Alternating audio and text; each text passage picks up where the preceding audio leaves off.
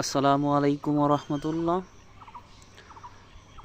আমরা এখন এমন কিছু গাছ দেখাচ্ছি যে গাছ সম্পর্কে আমরা অনেকেই জানি না, বা যদিও চিনে থাকি নাম জানি না, বা যদিও নাম জানি এর ব্যবহারতা আমরা জানি না। আপনাদের গাছের নাম এবং গাছের ব্যবহারিতা এবং কি কি উপকরণীয় সেগুলো আমি জাকারিয়া আপনাদের মাঝে তুলে ধরব। আমরা প্রথমেই দেখতে পাচ্ছি পাথরকুচি গাছ, এটা অনেকেই থানকুনি বলে থাকে।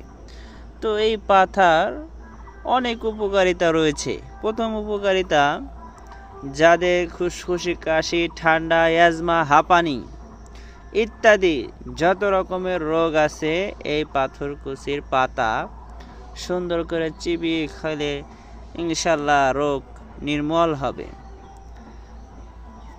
এই গাছটি যারা দেখেন বা চেনেন তারা এটার ব্যবহারিতা জানেন না। যাদের চুল উঠে যায়, চুলের লাবণ্য ফিরে পেতে চান, এই গাছের রস তারা চুলে ব্যবহার করুন, ইনশাআল্লাহ চুলের লাবণ্য ফিরে আসবে। ধন্যবাদ।